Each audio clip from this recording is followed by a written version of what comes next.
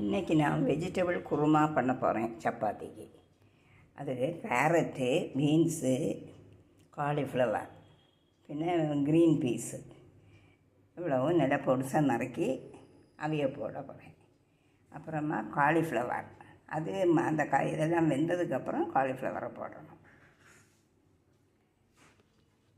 அரைக்கிறதுக்கு 2 table spoon தேங்காய் திருவல், 1 teaspoon பெருஞ்சீரகம், 2 பச்சை மிளகாய் இவ்வளவும் வச்சு நல்லா வெண்ணெய் போல அரைக்கணும். தாளிக்கிறதுக்கு பெரிய வெங்காயம், அதை மெல்லிசாக நறுக்கியிருக்கேன். நான் நல்லா நைஸாக அரைச்சிருக்கேன். கடாயில் 2 டேபிள் ஸ்பூன் எண்ணெய் ஊற்றிருக்கேன். எண்ணெய் சூடாகிடுச்சு. வத்தல் மிளகாய், கடுகு, கறிவேப்பிலை, இந்த வெங்காயம் நறுக்குனதையும் அதில் போட்டோம்.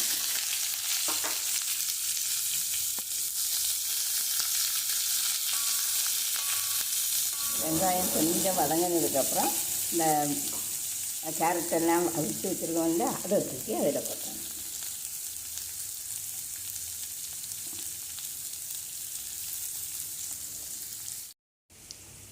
வெங்காயம் வெந்துடுச்சு. அப்புறமா இந்த அவிச்சு வச்சுருக்கதை அதில் கொட்டணும். அவிச்சு வச்சுருக்கேன், அதை தூக்கி இதில் கொட்டணும். கொட்டி மூடி வச்சு வேக விடணும். நல்லா வெந்துடுச்சு. இனி இந்த அரைச்சி வச்சுருக்கதை அதில் கொட்டணும். கொஞ்சம் தண்ணியும் ஊற்றி சுற்றி விடணும். அப்புறமா கொஞ்சமாக மஞ்சத்தூள்,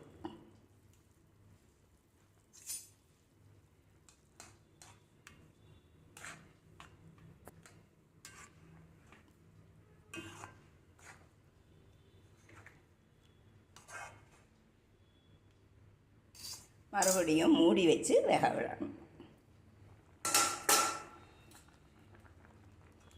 அந்த அரைப்பும் ஊற்றி ஒரு 1/4 டீஸ்பூன் சில்லி பவுடரு, 1/4 டீஸ்பூன் மஞ்சத்தூள். வெஜிடபிள் குருமா சரியாயிடுச்சு. இனி இந்த கொத்தமல்லி தழை நறுக்கி வச்சுருக்கேன், அதையும் அதில் கொட்டணும்.